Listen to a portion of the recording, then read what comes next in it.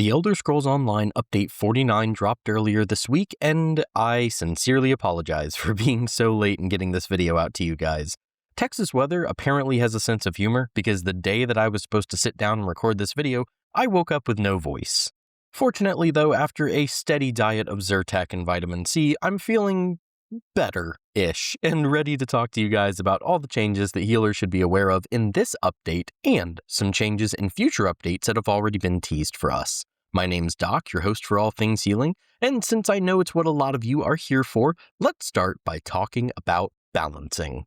Now, outside of some bug fixes, the only real balance changes we got was the Dragonknight Class Refresh. In case anyone wasn't aware, ZOS is working on massive, sweeping balance changes behind the scenes to each individual class in an effort to make them more viable in each role without subclassing, as well as restore some of their class identity.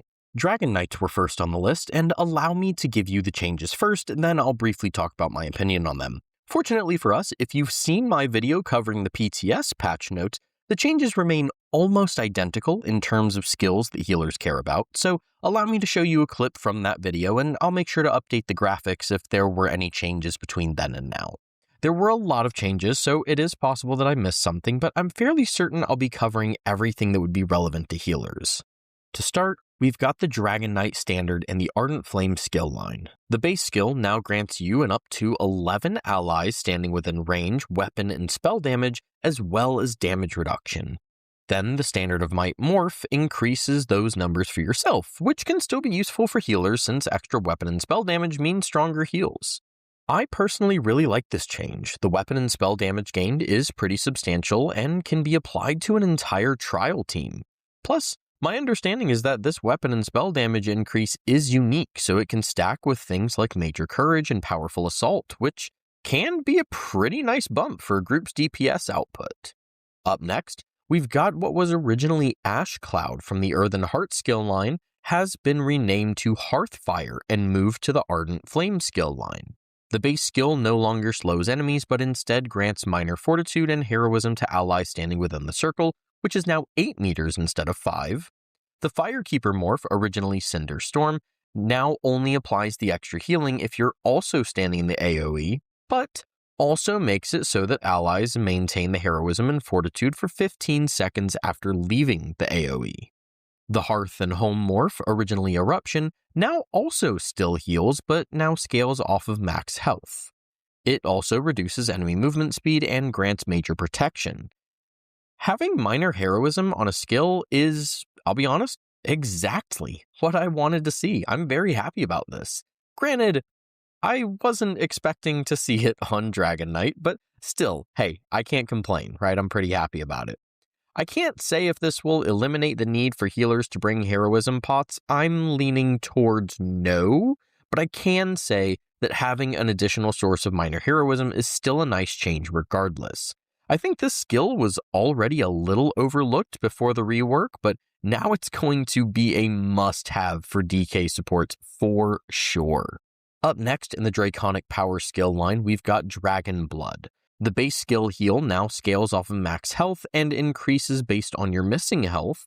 Blood of the Elder Dragon, originally Coagulating Blood, now still scales off of offensive stats and heals allies within 10 meters for 2/3 of the amount that it heals you. It also grants minor courage and major fortitude to anyone healed by the ability.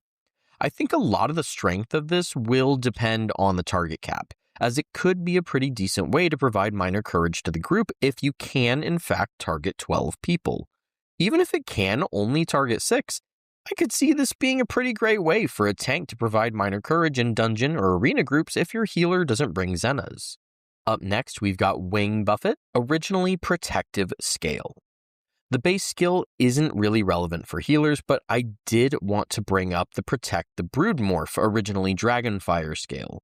It doesn't knock back or deal damage, and instead grants group members projectile resistance and minor protection on top of still giving you major expedition. I don't think this is necessarily a good PvE healer skill, but I do see this being pretty good for PvP supports. The buffs that it provides are all still very solid for helping your team both initiate a fight as well as retreat from a fight. I'm not sure how many PvP healers are currently using Draconic Power. I don't think that this will move the needle much on that, but this might be worth looking into if you've been searching for a movement ability and for whatever reason don't have access to the Psijic Order skill line. Finally, for healers, we've got Superheated Ward, originally Stone Fist, found in the Earthen Heart skill line. It's now a magicka ability that grants you or an ally a pretty sizable shield. The Volcanic Ward morph, originally Obsidian Shard, now adds a healing effect when the shield ends and reduces the damage done by the next attack that hits you. The other morph continues to be a damage dealer morph, so nothing we're really too concerned about there. I don't have any real, firm opinions on this one. I think it's much more of a tank skill than a healer one still, but we'll look more into how well the heal scales and how good it does in certain content situations and stuff like that. This could be another one of those good for PvP healer skills. Thanks, Past Me. So if you watch that entire video, my thoughts on Dragonknight changes remain pretty much the same. Do I think any DK skill line will become meta for healers? Probably not. However, I still love these changes. Playing a DK healer will be more viable and probably more fun than ever before, and I see that as a huge win. If you'd like to hear more about my opinions on those DK changes, I'll link that video down in the description so you can check it out after this one. From here, though, I want to transition to the next big topic of Update 49, which is the quality of life changes. And you can see those on screen right now. And I know I touched on these in a previous video, so I won't get very in-depth here, but still, I really cannot get over how amazing these changes are. I'll let you guys read through these for a sec while I talk. So for the DK changes, I really thought ZOS did a good job of listening to player feedback and doing their best to implement them. But this right here, this is exactly the kind of thing that makes me feel like ZOS is listening to players. These are exactly the kinds of changes that make people go, wow, ESO is doing all that? Maybe I should try it out, or maybe I should come back. So seriously, a huge shout out to every single person involved with these quality of life updates, because I really cannot express how good a lot of these changes are for the health of the game. Anyway, I hope you've had enough time to read all those, but I think we should move on to our next topic, the PvP adjustments. Now, this section won't be very long, but for my fellow PvP healers, I wanted to go over a couple quick things with you guys that may affect us. Firstly, Battle Spirit will now reduce the amount of healing received by 33% when you have 8 or more heal over time effects on your character. I don't think this will result in any major changes to popular PvP builds. I personally don't think I've noticed too much of a change this week when playing PvP, but it is worth noting that so that, you may need to utilize your burst skills a little more often if you have multiple healers in your group.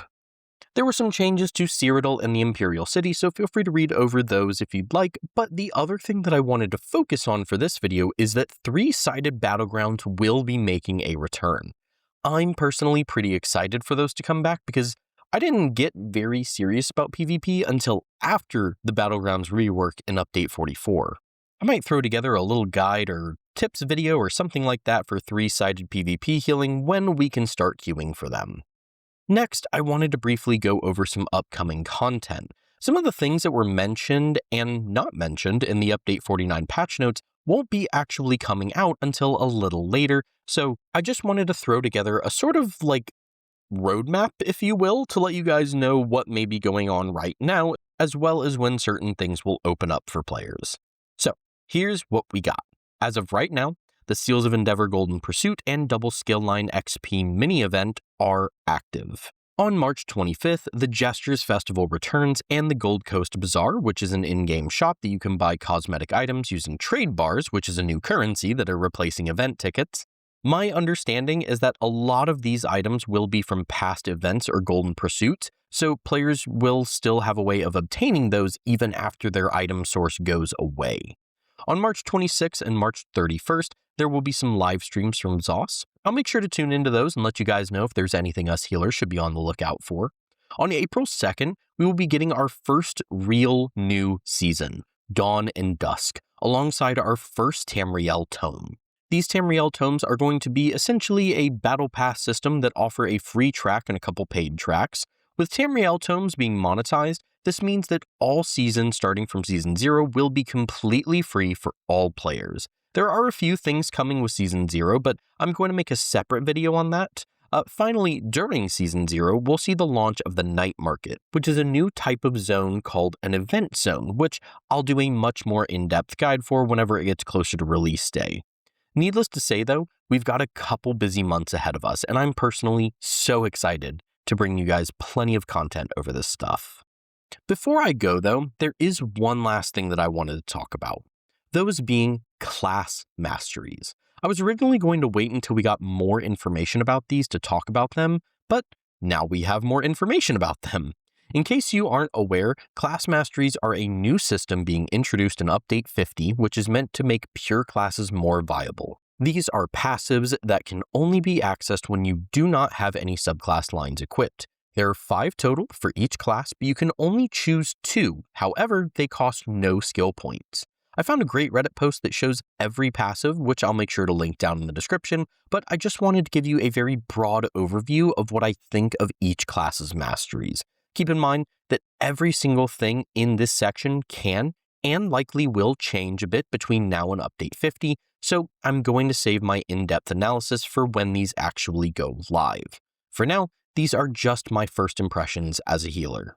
Starting with the Templar, I won't lie, I'm a tad disappointed.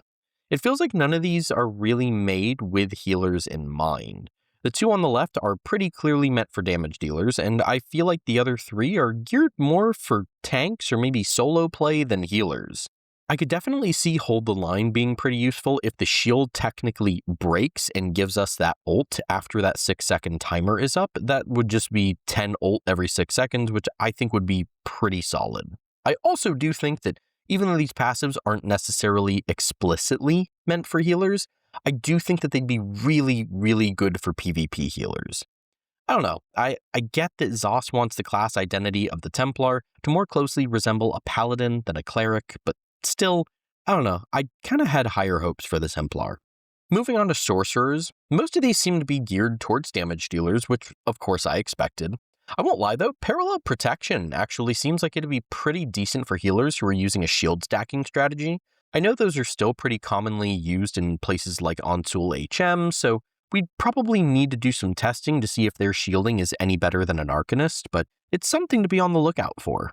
Up next is the Nightblade, and wow, these are pretty strong for any role, but the transfer passive granting double ultimate and Hemorrhage having a chance to generate ult seem pretty strong at first glance. Plus, even if one of those got nerfed into the ground, having a 25 to 35% increase to your crit healing is pretty insane. Now, of course, the question we have to ask ourselves is, are these going to be worth taking in place of subclassing? I'll talk a little more about that at the end of this segment. For now, the Warden is up next. I could actually see Hypothermia being pretty good, since someone can correct me if I'm wrong. There's only one other form of Major Brittle in the game right now, and it comes from the Nunatak, I believe, monster set. This would be a good way to at least gain some uptime on Major Brittle without sacrificing a monster set. Nature's Bounty seems fine.